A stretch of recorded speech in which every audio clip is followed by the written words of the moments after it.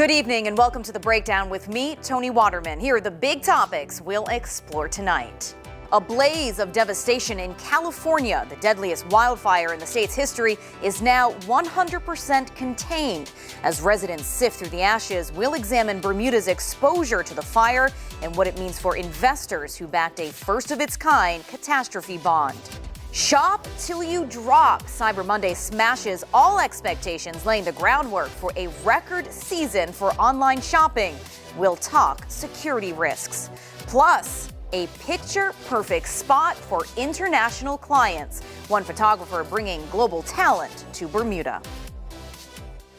We're going to get to those stories later in the show, but we start off tonight in California, where the deadliest wildfire in the state's history has now been contained. The damage, though, absolutely horrific. The 17-day campfire in Northern California left a trail of destruction. At least 88 people have died, and more than 200 are missing, so the fear is that the death toll could rise. More than 150,000 acres of land have been burned. That's about the size of Chicago. The town of Paradise completely leveled. More than 19,000 structures were destroyed. Those are homes, commercial properties, and other minor structures. But that is not the only wildfire that was burning in California. The Woolsey fire in Los Angeles and Ventura counties wreaked havoc of its own. It, too, has also been contained now, but not before leaving 3 people dead, burning 97,000 acres of land and destroying 1,500 structures. The insured losses on both of these fires could hit $13 billion. It's unclear at this point what exactly sparked both of these fires, but 2 utility companies, PG&E and Southern California Edison, have both told regulators that they detected problems with their equipment right before those fires broke out. Both of those fires now contained, so it's time to start assessing the damage. Earlier, I spoke with Chris Grimes from Fitch Ratings, and I asked him what the fallout for the insurance industry could be. Well, certainly there can be some fairly significant losses in both the primary insurance market as well as the reinsurance market. We're seeing some pretty large numbers estimated by catastrophe modeling agencies. We've seen some pretty large losses earlier in the year as well as what we saw in 2017. So some of the losses could be pretty significant if they're anywhere near what they were in 2017 for again, both the primary and the reinsurance market. Well, what about Bermuda, Chris? What does its exposure look like to these wildfires? Well, Bermuda could possibly see losses in a couple different ways. Primarily through the traditional reinsurance market. There are a number of companies that cover primary insurance companies with exposure in California. Certainly a number of traditional reinsurers in Bermuda took losses in 2017 from the California wildfires. We'd also see losses in the alternative market, primarily with insurance-linked securities. So there is one cat bond primarily covering wildfire in California. That's kind of the one that's in the news right now. It's called Cal Phoenix Re. It primarily covers third-party liability insurance. And so to the extent that that catastrophe bond could lose money, we'd certainly see that Bermuda-sponsored entity potentially lose money, as well as a number of other ILS funds that are based in Bermuda could certainly face some losses based off of different reinsurance arrangements they have with primary insurers with exposure in California. Yeah, I do want to talk to you about that Cal Phoenix Re cat bond because it has its roots here in Bermuda. This is a first of its kind taking on that third-party liability. So property damage due to wildfires for which PG&E is then found to be liable for. But this is a company that doesn't exactly have the best track record. So Cal Fire, that's the Fire and Forestry Protection Department out there in California. It linked PG&E to 16 fires last year alone. So I'm curious how a cat bond, which covers third-party liability, makes its way to the market for a company which has this sort of track record. Well, it's certainly a unique risk, and it's something that investors hadn't seen before, and were willing to take a risk on. This year when they saw the bond come to market, there was a fairly hefty coupon attached with this versus what the modeled expected loss is going to be for the transaction. So, something that insurers are willing to take on as a diversifying peril within their portfolio. Certainly, looking like at this point that wasn't going to be a good risk for them to put into their portfolio so far in 2018. There's certainly no losses yet that have been announced, so it'll take a little bit longer for Cal Fire and some of the other regulators in California to estimate the size of the losses and whether or not the liability truly exists with PG&E. If that's the case, it sounds like the company is estimating that they would take their entire insurance claims that they have up to $1.4 billion in protection for this year on insurance, and that includes the Cal Phoenix rebond. If that was the case, then investors would certainly lose the entirety of their principal in that bond. Yeah, as we have mentioned, this is a first of its kind for the ILS market. I'm curious if you think that since investors could lose absolutely everything on this, will this deter these types of bonds in the future? Do you think that investors are going to have the appetite to take on that risk? Well, I think the fact that it was a diversifying peril and something that wasn't exactly linked to the other perils that insurers have or investors have in their cat bond portfolios is something that investors are always looking for. Mm-hmm. So while it's a bit unique, it's something a bit different. And then the first time out of the gates, it did take a loss, or it's likely to take a loss. I don't know that that'll discourage investors from ever coming to that peril again. But it'll certainly take a harder look at the risk itself and evaluate whether or not this is something that is worthy to have in their portfolio. It's not that dissimilar from what primary insurers are looking at right now as to whether or not the risks in some of these areas that are heavily wooded and have involved a lot of greater building of houses, if it's worth the risk in those areas too. So very similar to what insurers are going to be doing is kind of reevaluating whether or not these risks are worth it and if they want them in their portfolio going forward. I do want to dig just a little bit deeper on this cat bond because given the company's track record and also this third-party liability, what sort of due diligence takes place before this type of bond hits the market? Well, the investors in the cat bond market are fairly smart, and they've taken a lot of steps to understand the risk that they've taken on. So there would really be no investors that would be unqualified investors in this field, and something that they wouldn't at least take an educated look at before they would invest in. While unique risk, and it's not as quite a modeled a peril as what you'll see for, say, hurricane risk, which is the largest peril that we see in the cat bond market. There was at least some diligence taken on by those investors when they would have invested in this deal. Mm-hmm. So it wasn't a blind leap of faith that this peril was going to perform in the way they expected. But certainly, this is not looking great for them at this point. Are there inspectors that go into PG&E facilities to see what sort of state the equipment is in?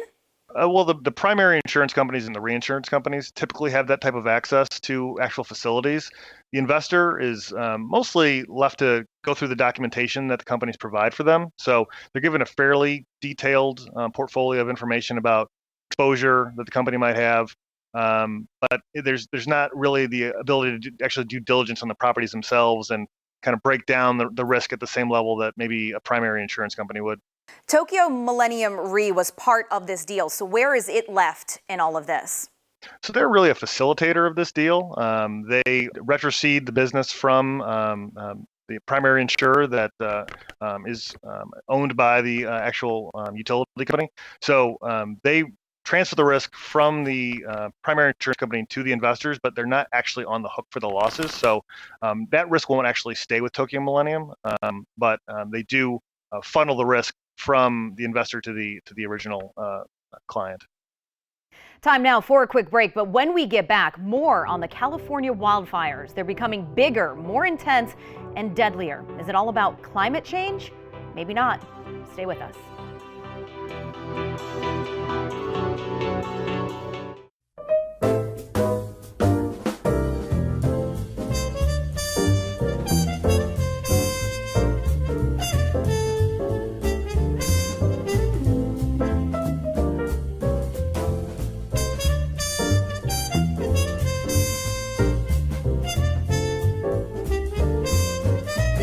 New Toyota Rush, Bermuda's biggest SUV with 7 seats. There's always plenty of room. Available at Bermuda Motors.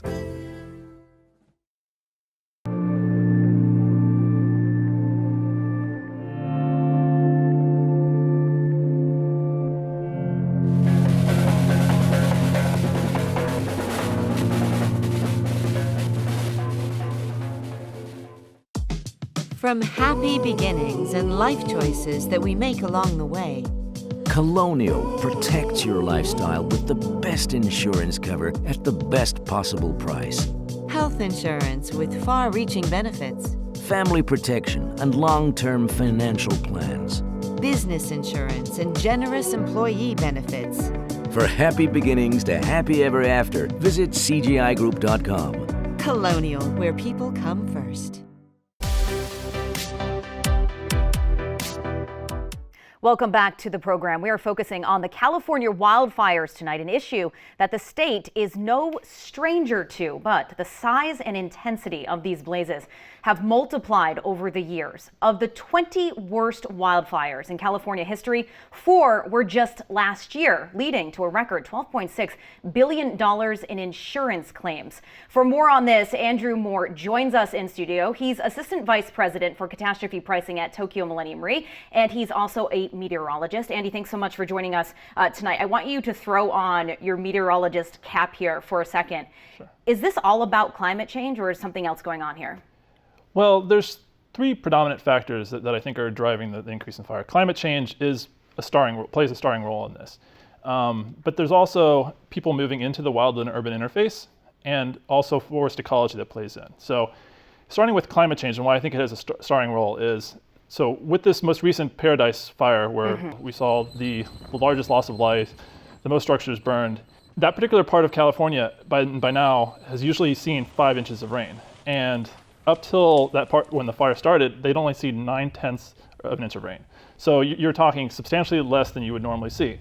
And we're seeing that part of the climate research that we've seen is that you've seen drying in the autumn and also in the springtime, and a kind of a concentration of rainfall during the winter season. So from a climate standpoint, what you have is you have a longer burning season, you have a longer wildfire season where conditions are ripe for fires to start and to spread rapidly. I would also say that people moving into the wildland urban interface, so if you look at the homes built between 1990 and 2010 in the United States, 43% of them were built in this kind of wildland urban interface where homes intersect with the wildlands. So sort of on the outskirts of town. On the outskirts of town, and that area only represents less than 10% of the country. So you're seeing a much larger growth in there than you see from the actual size of it. As you move people into the wildland urban interface, they cause more fires. And then also their structures, so their homes, people are in harm's way. And then there's also forest ecology. So a new report was just released over the weekend from the US, the National Climate Assessment, found that 129 million trees were killed basically due to the drought that we saw, a 5-year drought we saw from 2011 to 2016. But climate change allowed that to happen, so now you have lots of more fuel available when these fires do break out. Okay, so you have people that are living closer to these areas. You have the ecology of the location, and then you don't have any rain in California. It's constantly in a drought, it seems like. Correct. And what we're seeing is year after year after year, the temperature trends in California are unequivocal. One of the strongest warming signals of any state in the United States. But we're also seeing kind of a condensed time where they have rainfall. So their peak rainfall is typically they have a wet season. It's a Mediterranean climate, which means they get most of the rainfall usually between October and say March or April. But now what we've seen is we've seen a condensed where most of that precipitation is actually falling, particularly just in the winter months. And that's what we expect. So we've seen it in the observations, and that's what the researchers at UCLA and some other places have found, that we expect from the climate models say that you're going to see this, and you're going to have drier shoulder seasons. So the wildfire season will expand both earlier in the year and then later in the year. And the later in the year is actually the more worrisome piece, because that's when you have the Santa Ana winds, the strong winds, and fuel that's been dried all summer long. Okay, so the way that the insurance industry works is that it looks at historical data and it applies it basically to the future to try to predict what's going to happen. When you look at what's happening in California right now, the fact that there's not this water that's coming, the movement of people, does that old model work anymore? Yeah, no, that's a very good question. I mean, we continue to build technology and refine our view of wildfire risk. And so there's all kinds of tools and technology out there. But a lot of that data and a lot of the calibrations for the models that we use are based on historical years, like you said, prior to 2007. I would say, you're never going to be able to capture the severity and frequency of these events with our current tools.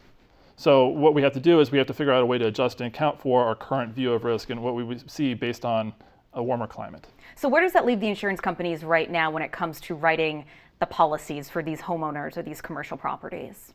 Well, most of the policies are based on historical loss records. So when they build in a premium, they build it off of what they've seen in the past. And then sometimes they augment it with what the model suggests could happen during the future.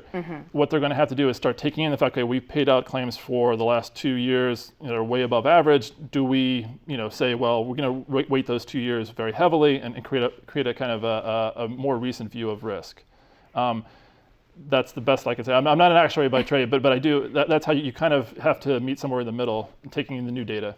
Could we realistically see that some of these homeowners, some of these commercial properties aren't going to be able to find insurance companies that want to cover them because of all of these risks? Well, that's not something that the Department of Insurance in California hopes, right? So certainly the regulators there hope that you can have a marketplace that can support risk of all types. And there is a tremendous amount of capital within the insurance and the reinsurance world that wants to insure risk and wants to provide that backstop for people to be able to live where they want to live. It is a challenging question.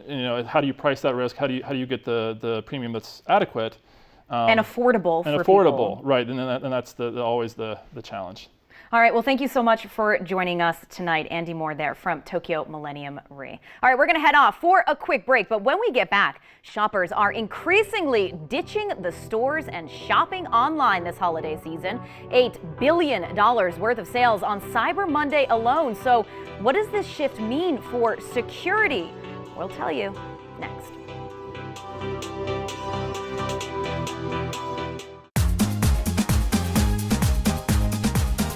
Win a trip or two to the 2019 Trinidad Carnival. When you purchase a car from Bermuda Motors, your name will be entered into a draw for a chance to win an all-expenses-paid trip for two, including flights, accommodation, and tickets to the Trinidad Carnival. Visit Bermuda Motors on Church Street or bermudamotors.bm.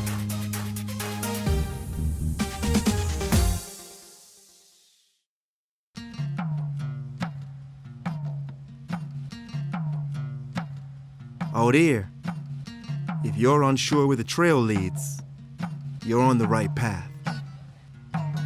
Go to Bermuda.com. Ever wondered what smart health insurance feels like? Colonial's 24/7 worldwide health insurance does most of the thinking for you. 1,500 CGI health claims are settled daily. 60% of claims settled automatically. You can access your health plan almost anywhere, anytime. And have smart wellness with online data tracking. And more provider choices for you and the people who matter most. Premier Health is smart health insurance, and it feels good. Colonial, where people come first.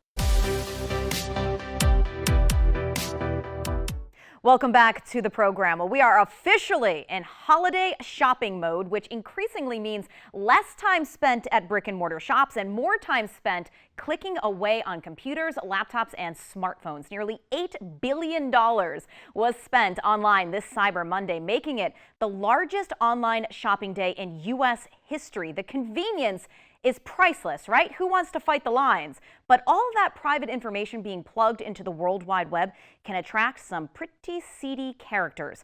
Gary Foster Skelton took to the streets of Hamilton to gauge how many people have been hacked in this week's edition of Your Take. Have you or anyone you know ever been hacked or a victim of cybercrime? Hacked? Yes. Yeah. The Facebook account was hacked. They hacked my mom's account and they try to get money out of family and friends. People are friending me or asking me to friend them, and we're already friends. I had a friend, she fell victim to a phishing scam, by email, and she lost a couple $1,000s. My mother had a phishing email sent out once, requesting people send her money that she was trapped in Paris. My card has been compromised before. Somebody tried to take money from my bank account electronically. We received an email that said that they had made several purchases using our account. My mother had her computer taken over by unknown persons. They called her up and told her that there was something wrong with her computer, and then she let them install software on it remotely to try and fix the supposed problem. They ended up with a blue screen on the computer that said to get rid of it, you had to phone this number and pay them money. Unfortunately, they paid it and then realized that it was a scam and the company had to cancel their credit card and refund them the money. All right, well, there seems to be a number of hacking horror stories out there which can make anyone a bit squeamish when it comes to online shopping. It also doesn't help that scams are becoming increasingly difficult to detect. We got some expert opinion on what you can do to protect yourself this holiday season. It's the type of holiday shopping dreams are made of. Never leave home, no crowds or lines, packages delivered to your doorstep. But with cybercrime becoming ever more sophisticated, experts are warning of the modern-day Grinch who tricks with fake websites and emails. A mail from an attacker can look exactly like a mail from the real brand because it's easy for an attacker to just replicate the exact mail, save it, and resend it. To stay safe, cybersecurity expert Dave Baggett says never open links or attachments from any company. Instead, head over to the company's website to check out the offer. He also warns of hackers posing as shipping companies, emailing fake delivery updates. Hey, you've got a package and there was a problem with the package. Literally cut and paste the package tracking number from the mail. And then there's your credit card information. Cybersecurity Director Chris Krebs says online shoppers can protect their personal information by using a secure internet connection and by using a credit card that offers fraud protection. Cyber criminals know that it's, fertile hunting ground. They know that there are people out there looking for deals. And cyber risk certainly isn't keeping those deal seekers at bay. Cyber Monday sales this year clocked in at nearly $8 billion, making it the largest online shopping day in U.S. history. And while most purchases are still made in store, online sales are catching up. For this holiday season, we're expecting about $1 in every $6 to be spent online. That's because shopping from computers and mobile phones has become easier than ever, often requiring just one click. Consumers trust online. I think we've seen generations now come up, growing up with e-commerce. It's not a new thing. Comfort with technology is certainly helping to drive online shopping. But resting on your laurels when it comes to safety could leave you with coal in your stocking this Christmas morning. You're a monster, Mr. Grinch. Well, besides the headache being hacked can cause you personally, it's estimated that cybercrime could cost the global economy $6 trillion a year by 2021. That is right around the corner. Also right around the corner, the International Cyber Risk Management Conference here in Bermuda. It's the first time it's being hosted on island. That's going to kick off on December 6th and will tackle issues like cybersecurity implications for blockchain and cryptocurrencies, cyber pricing, and managing cyber cat risk. Bermuda Broadcasting is the media sponsor, and we're going to be taping an entire breakdown from the conference. So if you're there, swing by, and if you're not signed up yet, go ahead and sign up. All right, time now for a quick break. But when we get back, chasing the picture-perfect shot, I catch up with a local photographer attracting some big brands to the island. Stay with us.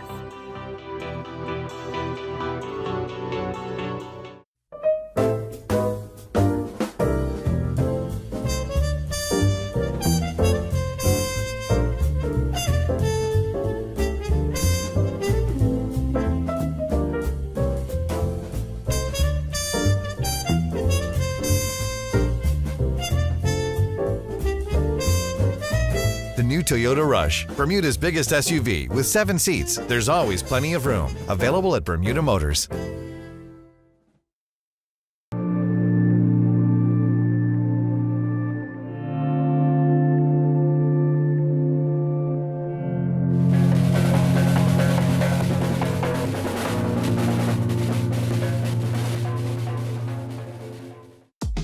From happy beginnings and life choices that we make along the way, Colonial protects your lifestyle with the best insurance cover at the best possible price.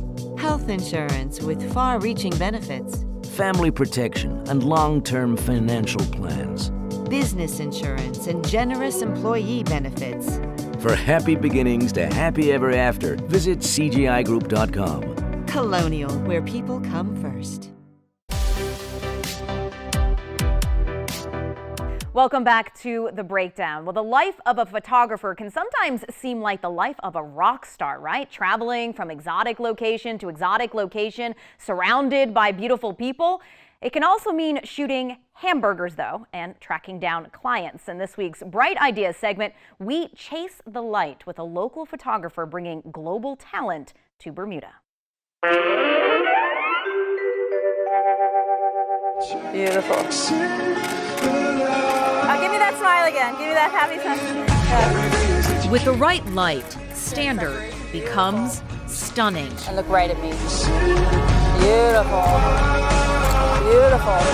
On this night, Meredith Andrews is chasing that light. She's capturing the winter collection of Bermudian design house, Hammock Bermuda. It's beautiful light. That's beautiful. It's her second gig of the day. Earlier, she was clicking cheeseburgers, telling an entire story in a single frame. Ah, gorgeous. And then look to me for one. Yeah, right there. Beautiful. Meredith is a contemporary portrait, travel, and lifestyle photographer who has shot for clients all over the globe, including Condé Nast Traveler, Lonely Planet, and the New York Times. But lately, she's been attracting global clients to Bermuda. With the J. McLaughlin shoot. So this is a shot on Elbow Beach. This is Fairylands. I think every image in that one is here in Bermuda. The April catalog was the first time the high street American brand did a photo shoot outside the U.S. And it was great because this was the cover of their April issue. It was a great shoot because we really got to show off Bermuda. It's there, and they made a big deal about it being in Bermuda in the catalog, but it's not traditional advertising. A travel magazine has also reached out. I've just sent off the files to them, so we're going to be in the next issue. I mean, it must give so much good exposure to Bermuda to people perhaps who haven't thought of it before, right? Yeah, definitely, definitely. And I think of shooting at all times of the year because I think traditionally everybody thought of Bermuda just as the summertime place. But actually, even though we don't have the warm temperatures in the winter, I think Bermuda has so much to offer.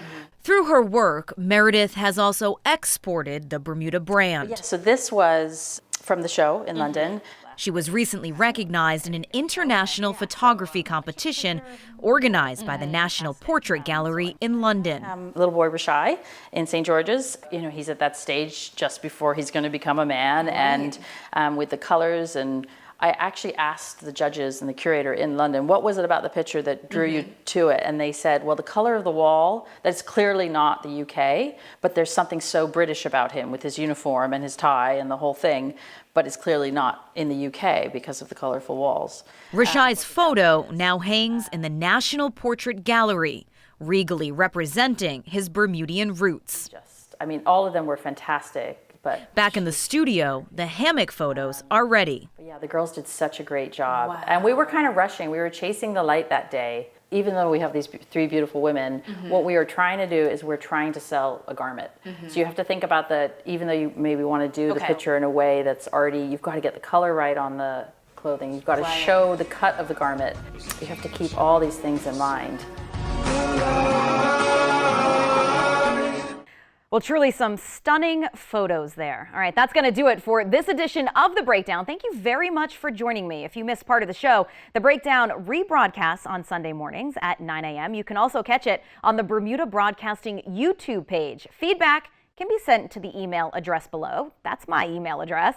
And you can always find me on Twitter for your latest news updates. Coming up on next week's show, cryptocurrencies. They were the darling of adventurous investors this time last year, but oh, what a difference a year can make. Bitcoin, 80% off last year's high. And it's not the only one. We're going to find out what the slump means for Bermuda's crypto ambitions. I hope you'll join me for that show. Until then, take care.